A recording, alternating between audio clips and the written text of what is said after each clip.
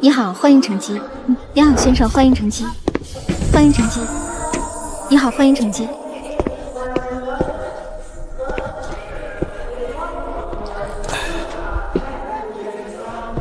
在瑞典待了10年，治疗胃癌的特效药终于研发成功了。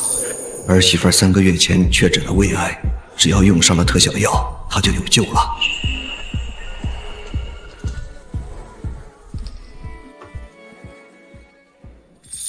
喂，儿子，爸已经坐上飞机了。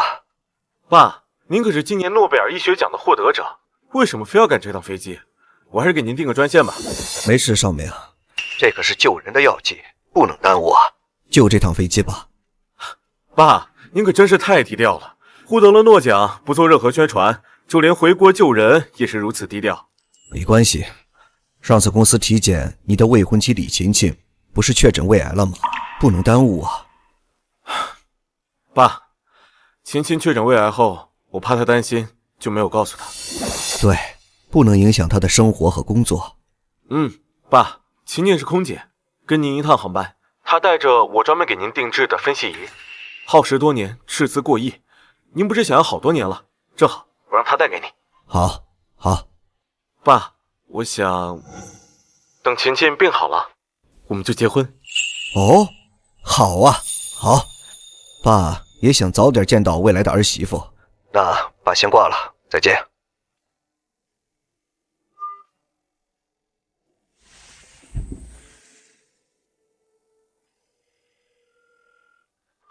晴晴，我爸回国了，跟你一趟航班。真的吗，少明？照顾叔叔的事就放心交给我吧。让你亲自迎接获诺奖的父亲，这是让你在公公面前好好表现啊。晴晴，你马上就要成为航空总裁夫人，进入上流社会了。哎呀，别闹！我和少明才订婚2个月，还没有见过裴景行，只有他同意了，他才愿意娶我。那你可得好好抓住这个机会啊！那当然。你看，这是少明专门给裴景行定制的仪器，全世界就这么一个啊！裴景行想要很多年了，只要他肯收下这个，肯定会喜欢我这个儿媳妇的。哎呀，你要是嫁给少明，就再也不用坐空姐了。那可是，我就不用坐在这个破位置，服务那群穷鬼。晴姐，你要是嫁入豪门了，千万别忘了姐妹我呀。放心，保证给你物色几个富二代。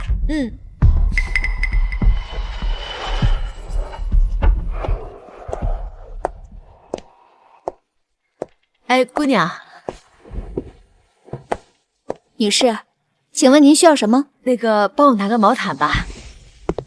除了毛毯还需要其他的吗？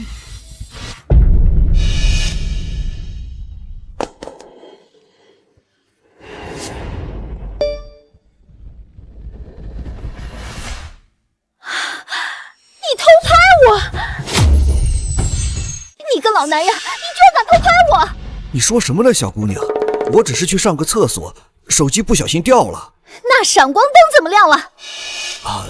不好意思啊，可能是误碰到闪光灯了，我并没有偷拍你啊。怎么可能这么巧？手机掉在地上，正好闪光灯就亮了。你这种人，一看见空姐就走不动道，被发现了，话术都一样。别以为我不知道你心里在想什么。小姑娘，我可以让你看我的相册。看什么看？里面肯定都是偷拍的照片。就是，我当空姐这么多年，像你这种猥琐的老男人我见多了，就专挑漂亮的空姐下手。我看你就是看晴晴长得漂亮，才故意这样骚扰她的。你快给晴晴道歉！你们2个小姑娘怎么能不讲证据就平白无故的污蔑人呢？这种事还是要讲证据吧，不然以后谁都能随便造谣了。对，大叔刚刚就坐在我旁边，他手机都没打开，怎么可能偷拍？你们都给我闭嘴！晴晴才是被偷拍的受害者，她怎么会说错呢？这是我的相册，你可以查看，到底有没有偷拍的照片。查什么？你肯定在刚才拿手机的时候就已经删了吧？你真是不可理喻。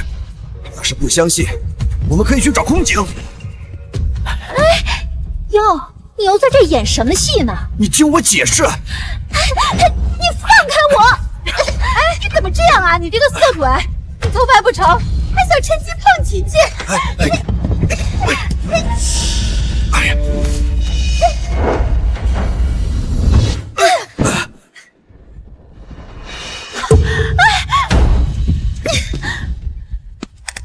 这分析仪碎了，分析仪碎了！啊！老东西，你知不知道你到底毁掉了我什么东西？哎呀，明明是你们推倒我的，不是我故意弄坏的。还在嘴呀！这可是给我公公的礼物，你可是耽误了我的好事。什么礼物？我的研究所经常修东西，可以维修。维修？就你？我马上就要见我公公了，这是给他的礼物，你怎么修？几分钟你能修好吗？那我给你赔偿。赔？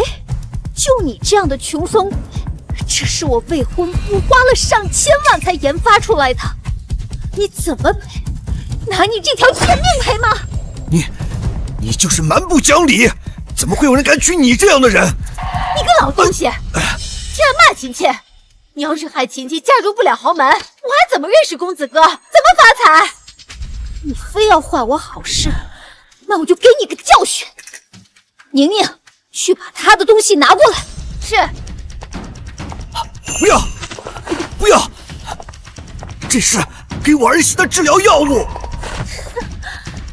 你个不识好歹的老东西，给我拴了他！不能砸！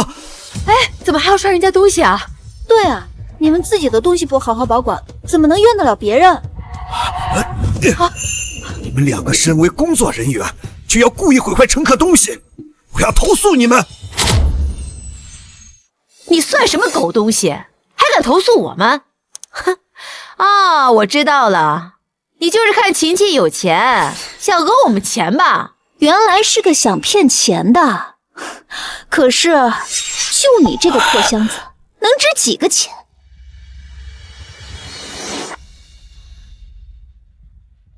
看见这个包了吗？这是我未婚夫专门为我定制的，能买10几个你的箱子呢。这箱子里面装的可是救命的特效药，你怎么能用钱来衡量呢？秦妾可是准备嫁入豪门的人，就你们这种穷鬼，能值几个钱？秦妾随便一个包都能抵你好几条命呢。你们讲话也太难听了吧？就是有钱了不起啊，我们都在这看着呢。就是你摔的人家东西。对，我要把你们拍下来，放到网上，曝光你们。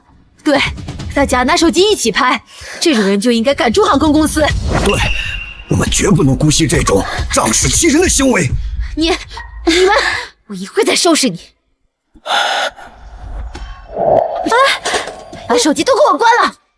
要是航班里都是你这种人，大家以后都不敢坐飞机了。你们知道你们坐的是谁的航班吗？当然知道，国际第一航空公司裴氏的飞机。你们只是一个小小空乘，怎么还敢威胁我们？站在我身边的空姐李勤勤，可是已经和航空总裁裴少明定下了婚约，以后就是国际第一航空公司的总裁夫人。什么？你就是少明的未婚妻李勤勤？没错。少明的未婚妻竟然是这样仗势欺人的人，我绝对不会让你进裴家的门。我将来可是要嫁给航空总裁的，我公公可是今年获得诺贝尔医药奖裴景行。你们都怕了吧？还不赶紧把你们的手机都收回去！看到了吗？这就是裴氏集团的实力，而我们家勤勤就是未来的总裁夫人。你们这么仗势欺人，不怕裴少明知道吗？你这种穷酸鬼，就算被打死，少明也不会知道，更不会在乎。勤勤可是裴少明的未婚妻，背后可是整个国际第一航空集团，有钱又有势，弄死你，就像弄死蚂蚁一样简单。现在知道怕了吧？你这种嚣张跋扈的女人，休想进裴家的门！老家伙，你还敢口出狂言？等下了飞机，我就把你扭送到机场安保部门，让你身败名裂。李琴琴，一会儿下个飞机，裴少明就会来，到时候你就会知道他会惩治谁。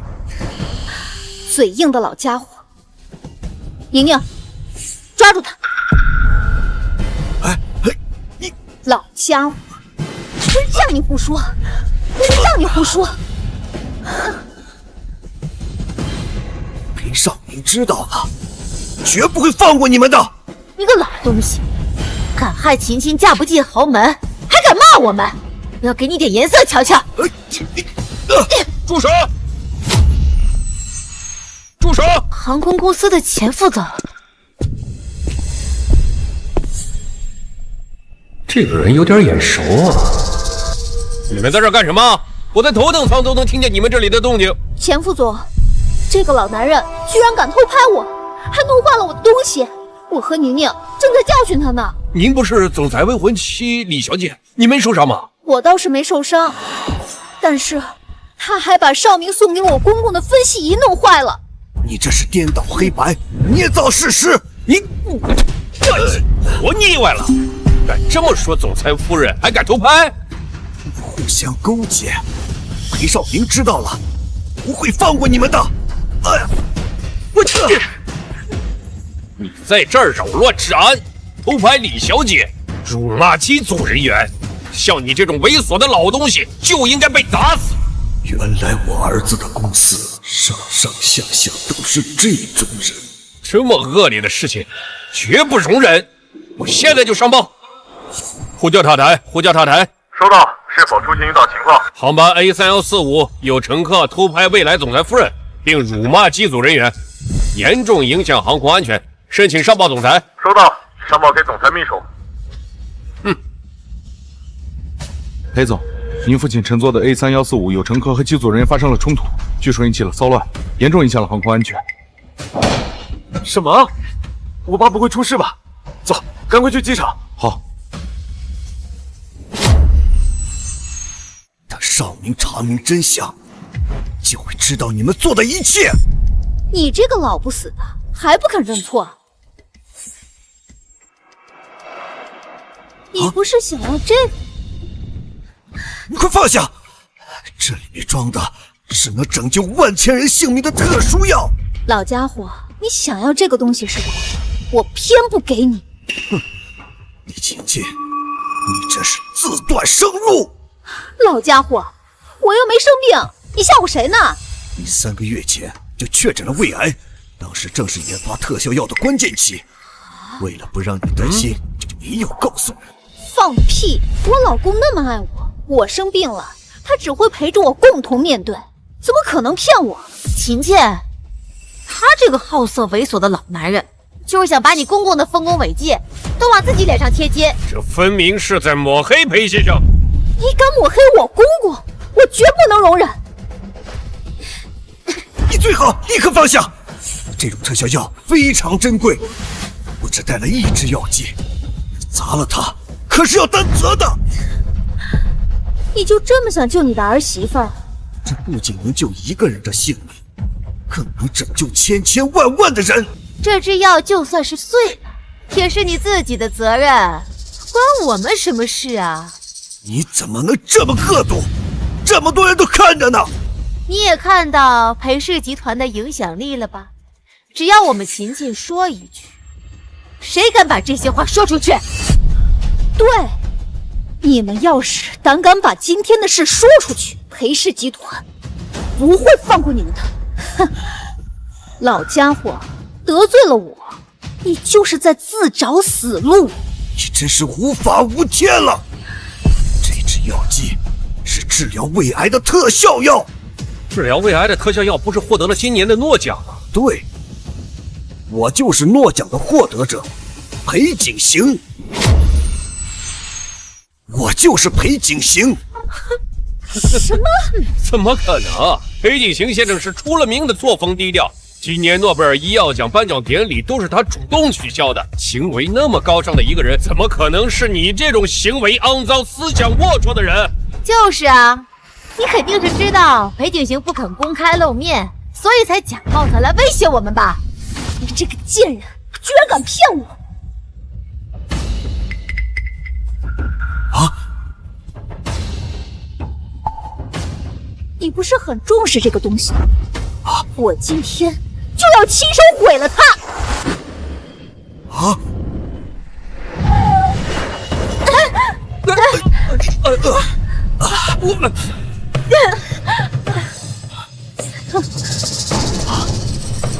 我今天要让你好好长长记性。裴总，飞机已经降落，我们快到了。好，我给他们打个电话。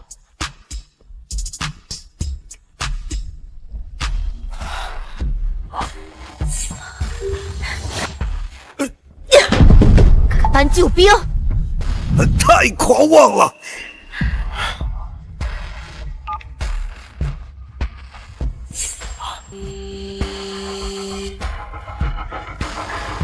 晴晴，你和爸爸现在安全吗？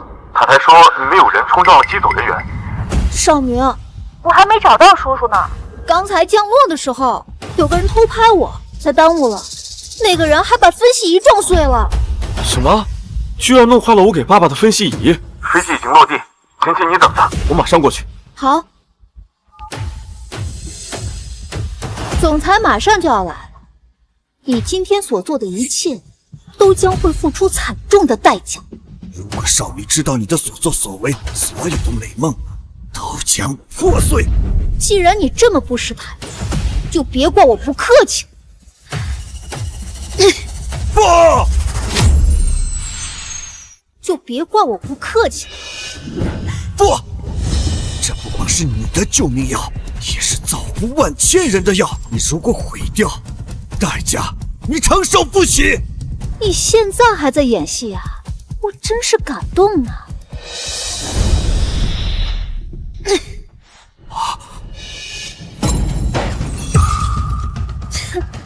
啊！这都是你自找的。你知道你闯了多大的祸吗？这是关乎无数人的生命。更为严重的是，你这是亲手葬送了自己的活路。老东西，我们秦秦可是未来的总裁夫人，就算有病，总裁有的是钱，照样可以把病治好。别拿你那群不值钱的贱命跟秦秦相提并论。你们如此执迷不悟，所有的后果你们咎由自取。你真是个疯子！你们，给我动手教训教训他！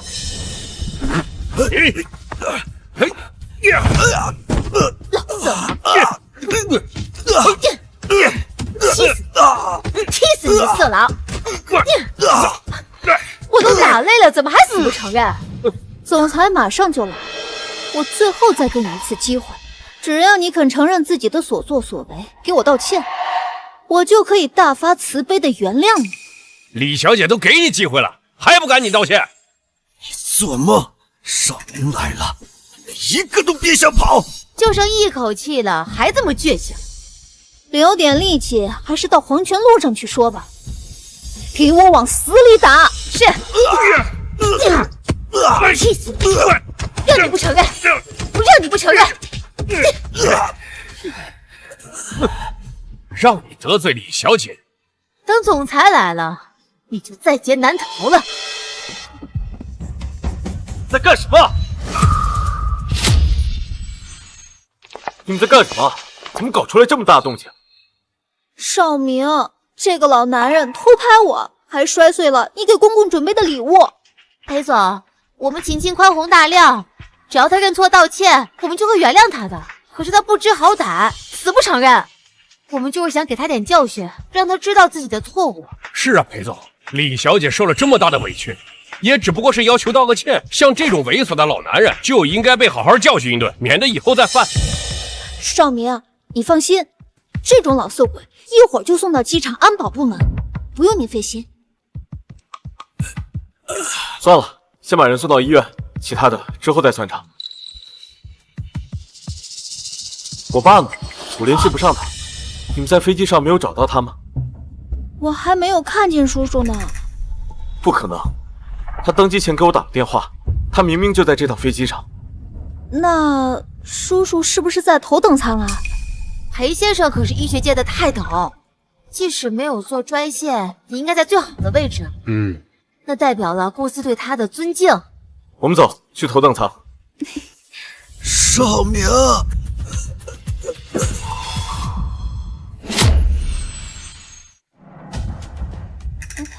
少明，你怎么了？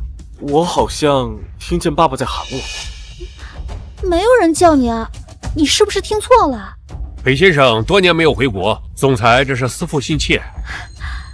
那我们赶紧去找叔叔吧。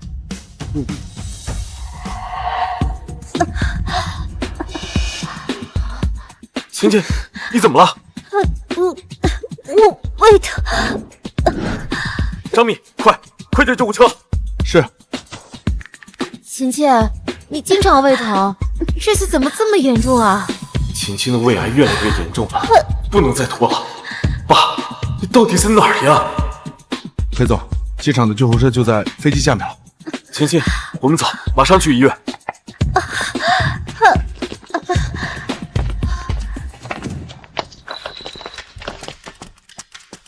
他怎么样了？已经昏过去了。快把他送去急救室。来，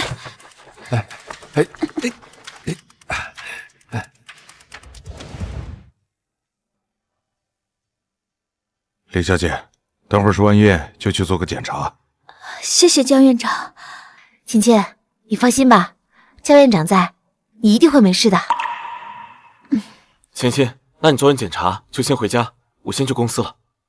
好。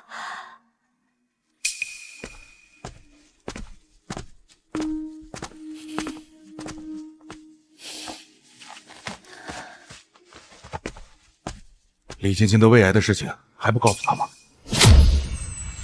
李青青的症状一天比一天严重，我们还不告诉他吗？先不要告诉他，特效药还没有到。晴晴知道自己生病了，又没有解决办法，只会更加焦虑。那裴青青先生不是今天带特效药回国吗？但是我还在联系他。你好，你所拨打的电话暂时无人接听，请稍后再拨。你好，您所拨打的电话暂时无人。等我爸回来，你把检查报告给我爸看。好，现在裴先生是唯一能救治李小姐的人了。晴晴就先拜托给您了。放心，等裴先生回来之前，我会照顾好他的。江院长，李小姐的检查报告出来了。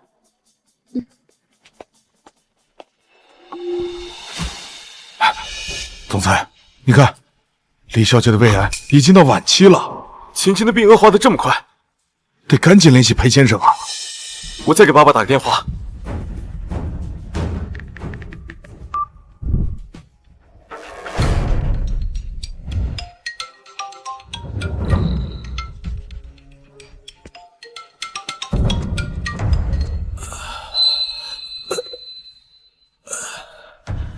你终于醒了，你已经昏迷3个小时了。我这是在哪儿？裴氏机场的急救室。多谢你。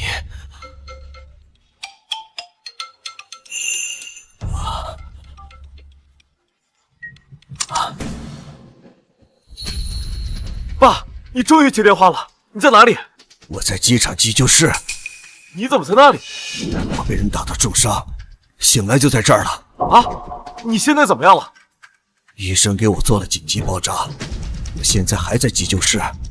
爸，你要配合医生好好治疗，在那里安心躺着，我马上过去，调查所有事情的来龙去脉，让伤害你的人付出100倍的代价。晴晴，你没事吧？晴晴，好疼！怎么了？我不会真的要死了吧？尚明他在哪？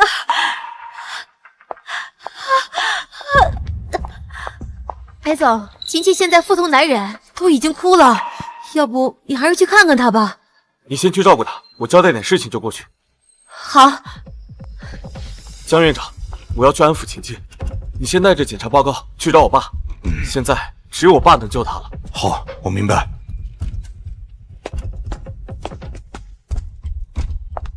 少明呢？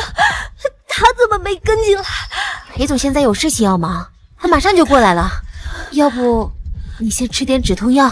我都吃了3个月止疼药了，一点好转都没有。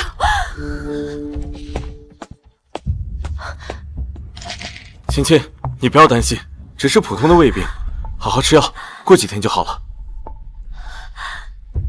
只要喝下爸爸带回来的特效药，秦琪就没事了。我听你的，少明，我会乖乖吃药，早点恢复健康。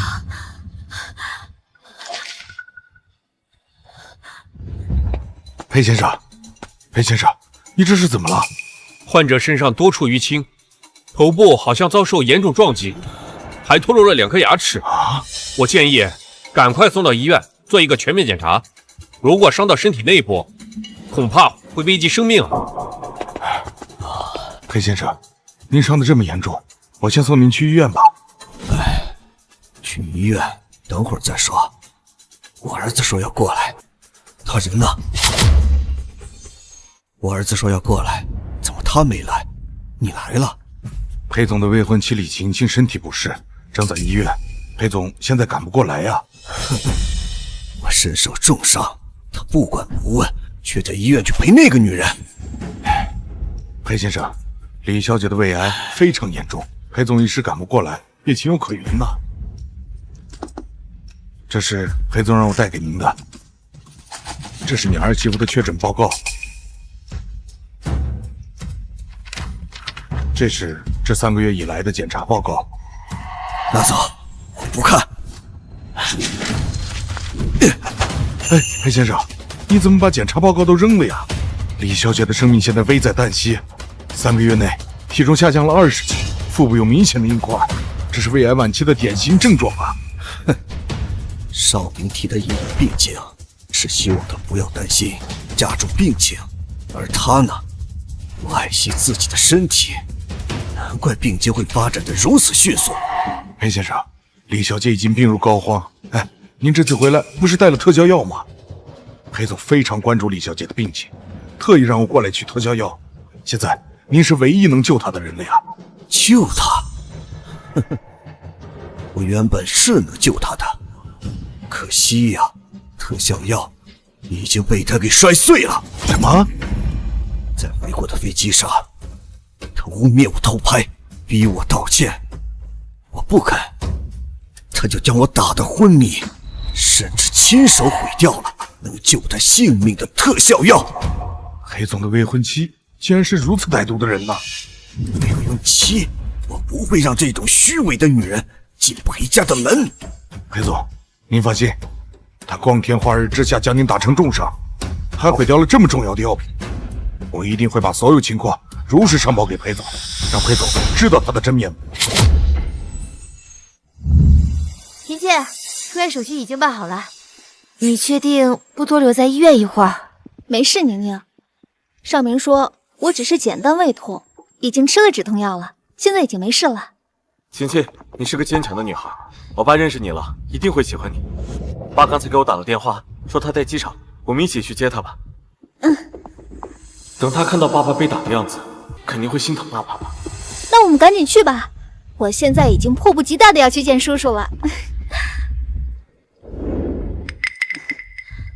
裴总，副总来了。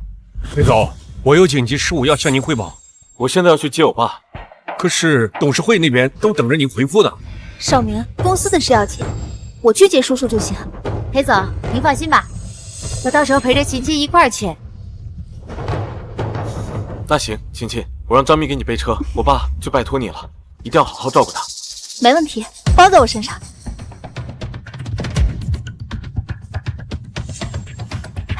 咱们走吧。没想到李晶晶竟然毁掉了自己的救命药，这简直是把自己往死路上推呀！这一切都是他自作自受。到了，秦切。哎，那里面有2个人，这裴景行到底是谁啊？他们俩看着也不像啊。秦切，那个不是焦院长吗？哎，飞机上那个老色鬼也在，他怎么和这个老色鬼在一起？我要去看看这个老色鬼还想做什么。江院长，你怎么和这个老色鬼在一起？你这是什么态度？基本的修养都没有。就你这种老色鬼，我没把你打进医院，都算我仁慈。你怎么敢对裴先生出言不逊？心肠真是歹毒！打伤裴先生不说，竟然现在还对他恶语相向，真是蛇蝎不入。江院长，你在胡说什么？怎么能向着他说话？他可是飞机上偷拍我的流氓！你还在污蔑裴先生？你知不知道，裴先生是裴总的父亲，是你的公公啊！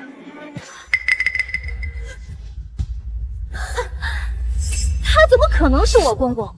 少明告诉我说，裴景行才刚下飞机，而他是和我们同时下的飞机，他根本就不可能是裴景行。秦切，你可太聪明了！我就说裴先生高风亮节，怎么可能是他这种色胆包天的老东西？他一定是跟院长串通好来骗我。我就是裴景行，你们简直是执迷不悟。李青青，你真是愚蠢！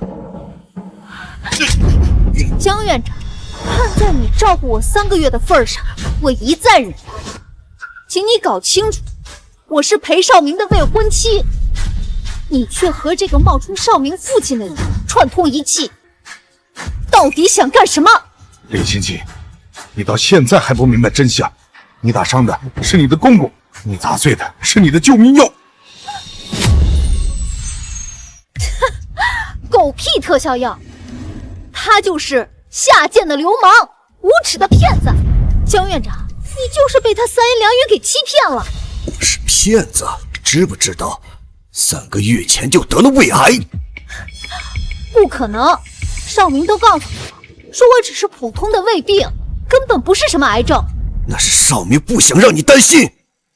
裴总对你良苦用心，他把你得癌症的事情告诉了我们，让我们时刻关注你的病情，而你竟然如此不知好歹。裴总对秦晋的这些，我们谁不知道？他怎么可能不告诉秦晋病情，告诉你们这2个老东西？开什么玩笑！我多次好言相劝，你却次次颠倒黑白。你既然不相信我们说的，那就看看确凿的证据。小江，把他今天的检查报告拿出来，让他看个明白。好，这是你今天的检查报告。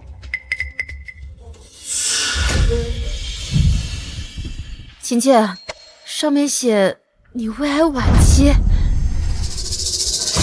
这是3个月前的确诊报告，还有这3个月来每一次检查报告。秦切，你不会真的得胃癌了吧？现在你该相信了吧？你放屁！今天少明口口声声告诉我说，我只是普通的胃病，只要喝了药就好了，绝对不是什么要死的癌症。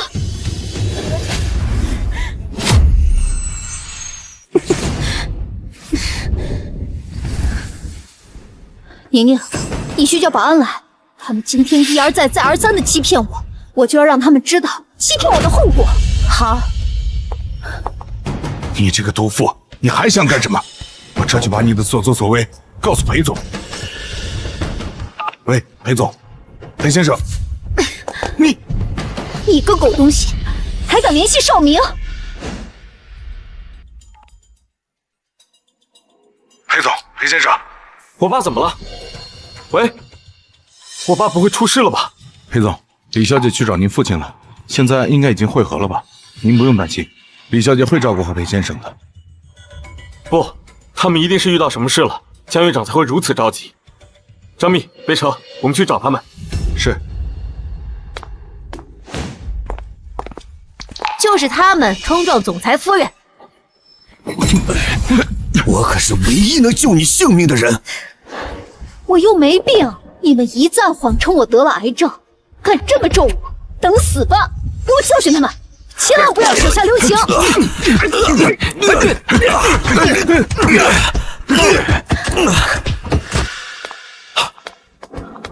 你们在搞什么？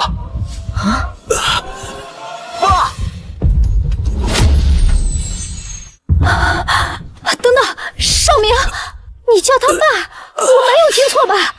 这个老色鬼，他怎么会是你爸呢？他就是我爸。爸，到底发生了什么？你怎么伤成这个样子？儿子，你终于来了，这一切都是他们干的。裴总，您终于赶到了。李亲戚可上保安下了死手啊！您再晚来一会儿，裴先生可能就坚持不住了。你们怎么敢对我爸下毒手？少明，这不是我的错，都是他，是他在飞机上偷拍我，还不认错，不然我也不会教训他。裴总，琪琪说的都是真的。要是他告诉我们他是裴先生，我们怎么会干这样的事呢？因为不知道我是裴景行，你们就能随便打人造谣吗？好一个恶人先告状，明明是你们有错在先。裴先生不可能是偷拍的人，你们还在裴总面前给他泼脏水，你们看看裴先生的样子，你们的良心不痛吗？少明，这一切都是误会，你听我解释啊！误会？我爸根本就不是你嘴里说的那种人，你都把我爸伤成这个样子了，还能有什么天大的误会？裴总，李青青这毒妇所做的可不止这些。你对我爸还做了什么？你不要听江院长胡说，都是因为误会，我才教训了他一下，其他的什么都没做。琴琴今天可是念叨了一天裴先生，他要是早告诉我们他是裴先生，琴琴消气还来不及呢，怎么会干这样的事呢？你们，我早告诉你们很多次我是谁，可是你们一次次否认我，一次次说我是个骗子。裴先生，您的身体现在太差了。爸，你先别说话，你先在这里坐着。爸，对不起，让你受苦了。李芊芊，我爸说的清清楚楚，你还有什么好狡辩的？对不起，叔叔，我错了，我应该相信您说的话，求您再给我一次机会，原谅我吧。做梦！离我爸远点！李芊芊，都是因为你，我爸才会变成这个样子。裴总，你话也不能这么说呀，琴琴可是一心为了嫁给你，任劳任怨的，这短短3个月以内瘦了20斤呢。今天发生这个事情都是因为误会，不然我们不可能故意下这么重的手。以后还都是一家人，何其生财呀，裴总！你还给他戴高帽，李芊芊，你的暴瘦绝对不是因为你所谓的假惺惺付出，而是你生病以后不知道节制，作息混乱，才导致病情恶化，现在已经到了晚期。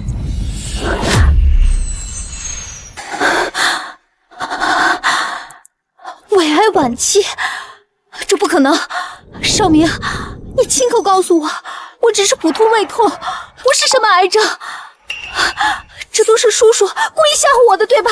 吓唬你，少明，李芊芊3个月前的确诊报告和这3个月的检查报告，我已经让江院长给他看了，可他不相信自己生病了，还把这些报告都给撕了。你快告诉他，他究竟有没有生病？裴总，你那么心疼琴琴，她生病的消息，你不会不告诉她的呀？少明心疼你，才有意隐瞒。既然你只相信少明，现在他就在这里，让他亲口告诉你，好让你彻底死心。少明，我真的有胃癌吗？没错，李芊芊，你3个月前就确诊了胃癌，我就是太保护你了，才故意将这隐瞒，只告诉了我爸和江院长。你现在看看我爸和江院长，你对他们都做了些什么？少明，那是我不知情。不知情？我爸和江院长都把检查报告给你了，而你对我爸和江院长竟是如此的不信任，还把他们伤成这个样子。你知不知道，我爸爸这次回来，可是带着能救你命的特效药。特效药。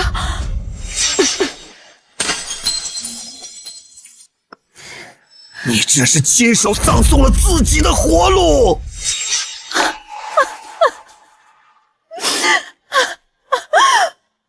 不，这都不是真的。秦姐，不可能！我亲手打碎了我的特效药。秦姐，你别害怕，裴先生可是诺贝尔医学奖的获得者，胃癌的特效药可是他研制的，他一定有办法救你的。只要你好好给叔叔认错，他一定可以救你的。对，叔叔，我真的知道错了，我不应该污蔑你，求求你，救救我吧！李贤姐，我多次警告你，摔坏特效药就是自取绝路，可你根本不听劝。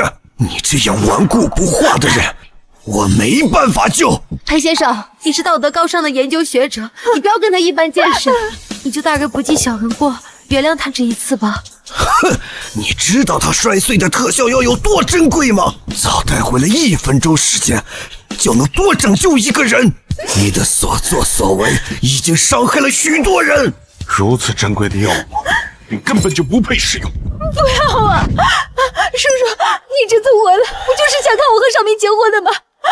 就看在我们是一家人的份上，求求你，救救我吧！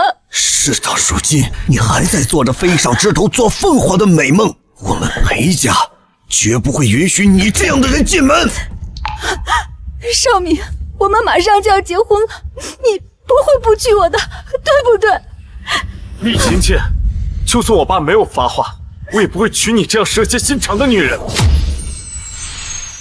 少明，我们相爱这么多年，你不会抛弃我的，对吧？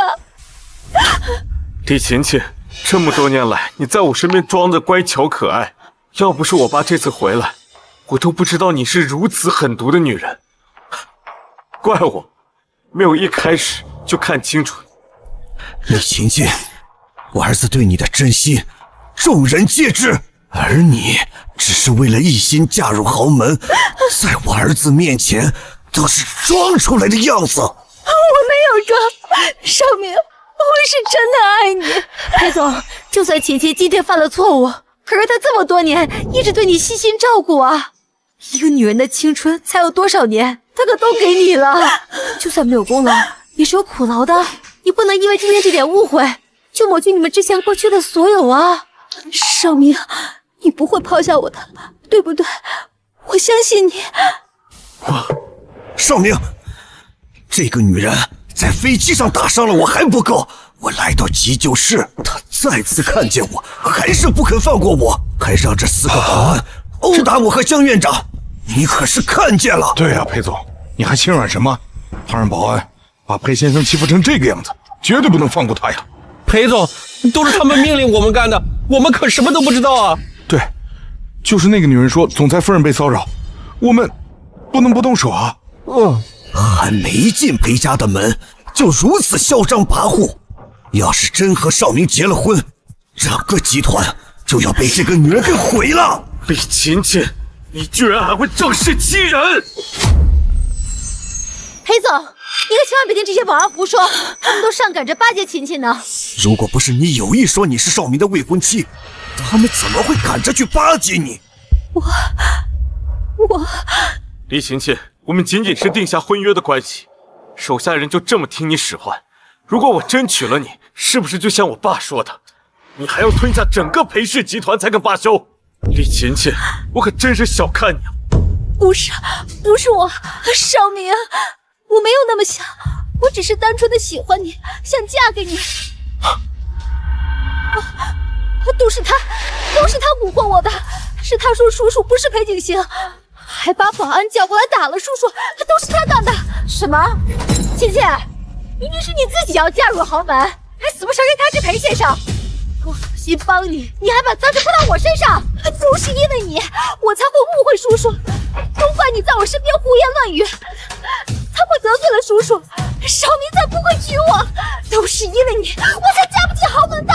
好啊，琪琪，有好事的时候想不起来我，甩锅的时候都甩得挺爽快。我赶紧嫁不进豪门。黄宁宁，你这个贱人！要不是因为你，我早就成为真正的豪门夫人了。叔叔给我带的特效药，我也安安稳稳的喝下，身体也不会有事。都是你把我害得这么惨，我不会放过你的。不要闹了！不要闹了！张密，联系人事部，给他们发辞职信。我裴氏容不下他们。是。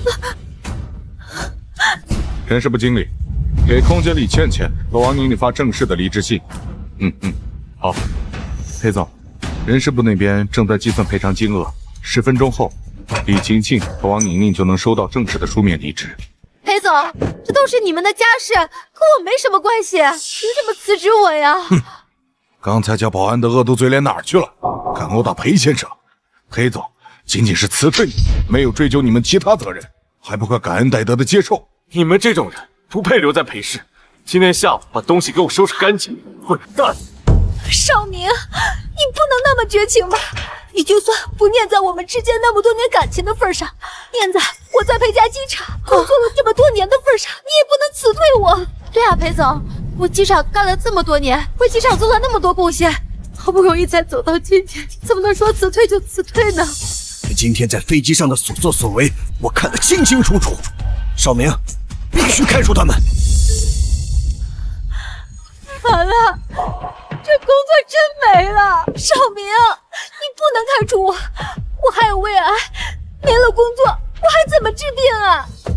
张密，给他10倍的赔偿金。是。等等，等等，少明，不能给他赔偿金，不能被他现在楚楚可怜的样子给骗了。知不知道他们在飞机上可是和你们公司的副总联合起来殴打我？还有这几个保安，全都听他的一面之词。公司上上下下到底还有多少谄媚李晴晴的人？叔叔，你怎么能污蔑我呢？污蔑你？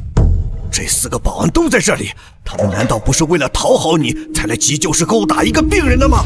李晴晴，你太恶毒了！我没有。闭嘴！不想再听你的解释。张密，这4个保安一并开除。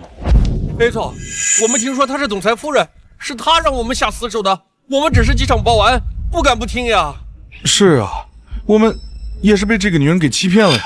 她让你们殴打一个重病的人，你们的拳头也丝毫没有留情。现在追究责任，你们竟然互相推脱。张密，让他们走。各位，请吧。张密，你回公司调查飞机上的监控，还有李晴晴的经济往来和业务。是。少明，我们在一起那么多年，你就这么让叔叔污蔑我吗？等张密把流水拿过来，我爸的回忆有没有错，我就都清楚。爸，我会把公司那些臭虫都清理干净。我相信你，儿子。宁宁，我要出了事，你也跑不了，还不赶紧想个办法？你自己都自身难保了，还摆什么架子？就算出了事，也算不到我头上，自求多福吧。你这个贱人，我要出了事，绝对不会放过你。钱副总。裴总，我听说您和李小姐在机场急救室，你们待了这么久，没什么问题吧？这是我的家事，不需要告诉你吧？裴总，您和李小姐马上就要结婚了，有什么事情可以好好说清楚，没必要闹到公司去。公司现在你们俩的事情已经闹得沸沸扬扬，如果传到外界，恐怕影响公司的形象啊。张密才回公司没多少时间，钱副总的狗鼻子够灵呢。难道他私下和李晴晴真有什么见不得人的勾当？我爸今天才回国，被李晴晴平白无故揍了一顿。啊，裴先生，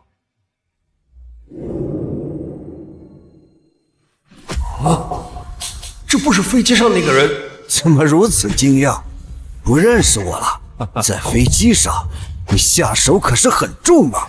裴先生，我没见过您，您是不是认错人了？少明啊，你们公司的人真是没有担当，一个个欺软怕硬，还不敢承认自己的所作所为。这肯定有什么误会。裴总，裴先生身上的伤很多都是在飞机上被打的，您可要调查清楚，给裴先生做主啊！裴总，要不您就调取飞机上的监控。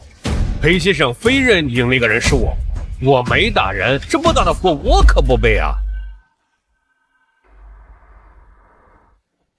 张密已经把视频发给我了。还好我怕你亲戚连累我，早就派人把那段视频给删掉了。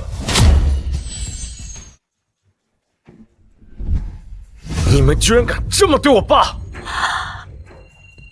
来人，把他们给我抓起来！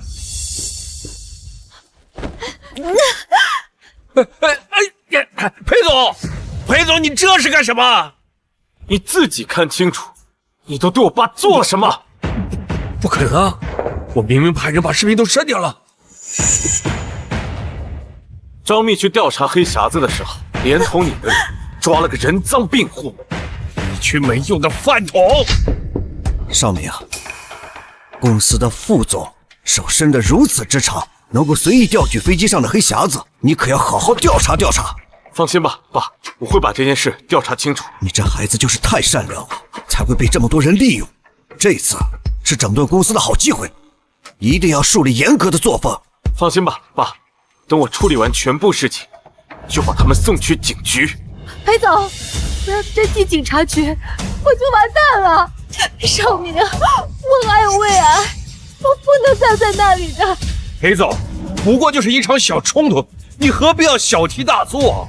小冲突，裴先生是为了治病救人回来的，你们这群人有眼不识泰山，把裴先生打成这样，在飞机上发生如此泯灭人性的事，还小冲突？少明啊，我们裴氏机场的工作人员要尊重顾客，而他们却个个贬低顾客，今天甚至还出手殴打我。如果不严惩他们，我们裴氏的风气何在？放心吧，爸，我会好好处理。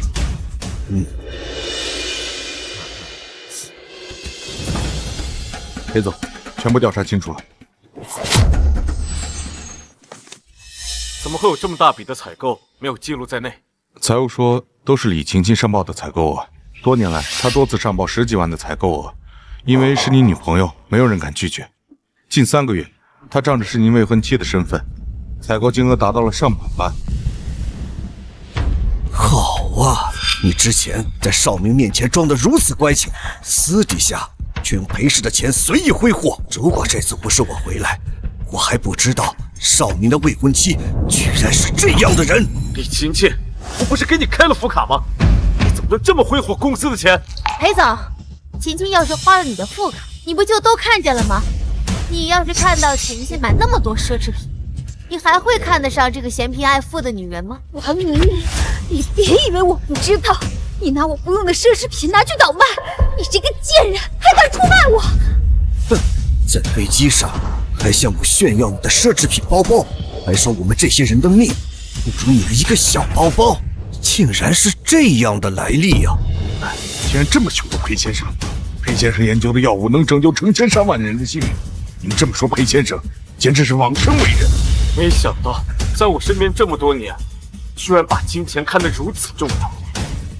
张密，秦切到底还干了多少我不知道的事情？裴总，李晴晴的私人账户里还有大额的进账。什么？你偷偷背着我儿子和谁在勾结？你们简直太离谱了！放开我！我可是董事会认定的副总。裴总，说来说去，就是您被这个女人迷了心智，和我有什么关系？我不过就是失手打了您的父亲，可我也是董事会的人。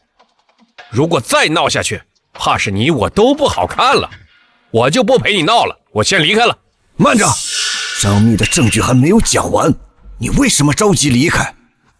既然你是董事会的人，李晴晴在公司的兴风作浪，也事关公司的利益，也得给公司一个交代吧。裴先生，我十分敬重你，今天是我对不住你，但我们不能因为一个小小的女人影响了我们之间的感情啊！再说了，这也是你们裴家的家事，我相信裴总能处理好自己的家事。我们裴氏机场这么大的公司，可不能出丑闻啊！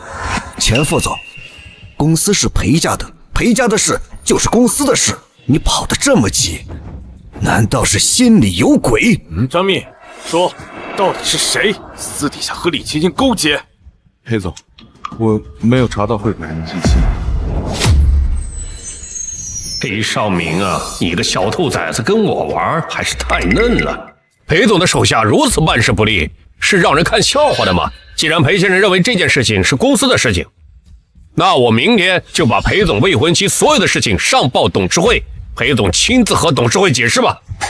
李晴晴，你最好现在交代清楚，如果你不把所有的事情一五一十的告诉我们，那我们只能把你和王宁宁送到警局去调查了。爸说的对，张密，等等，这都是他们的错，关我什么事啊？我不要去警察局。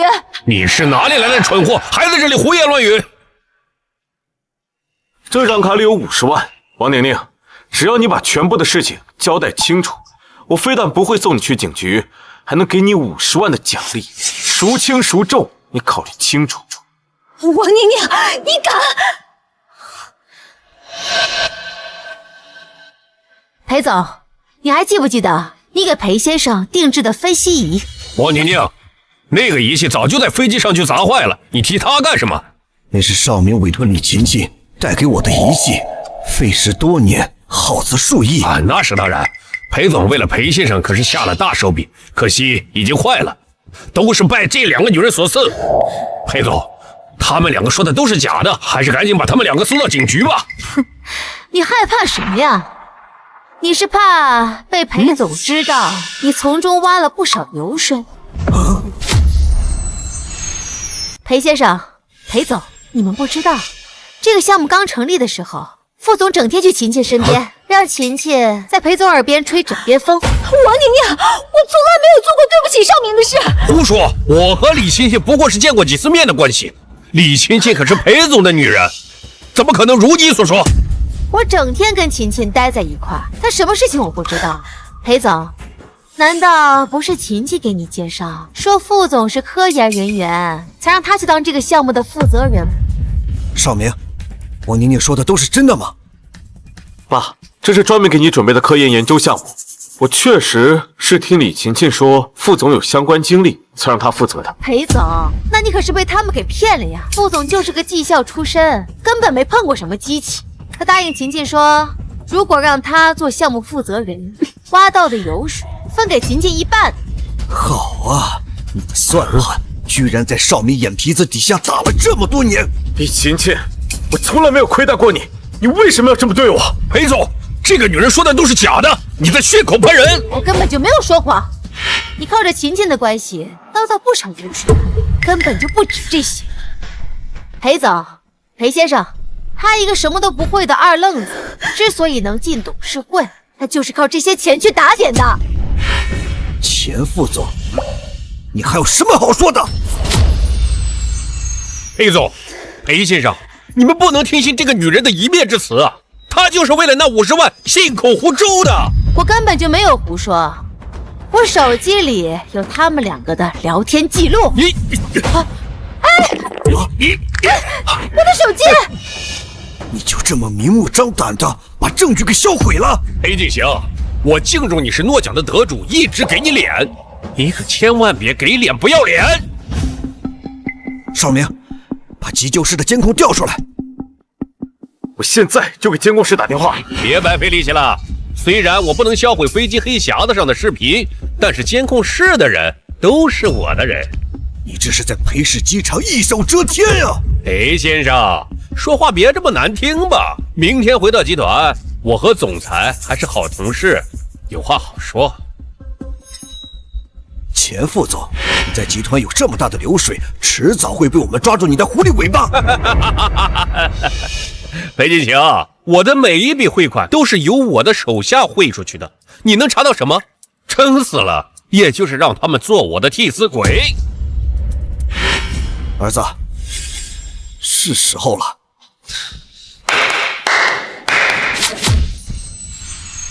儿子，是时候了。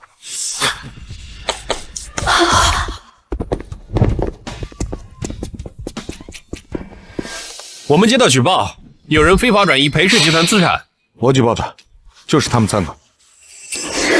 带走。所有的证据都在这里。好的，请问谁是裴进行先生？我是。裴先生，您被殴打的视频我们收到了。您刚回国就遇到这样的事情，我很抱歉。没事，只要你们能来，我就很安心了。那您好好休息。好。爸，多亏了您，我才发现钱副总和李勤勤居然背着我做了这么多坏事。小子，这都是为了咱们裴氏集团呐。喂，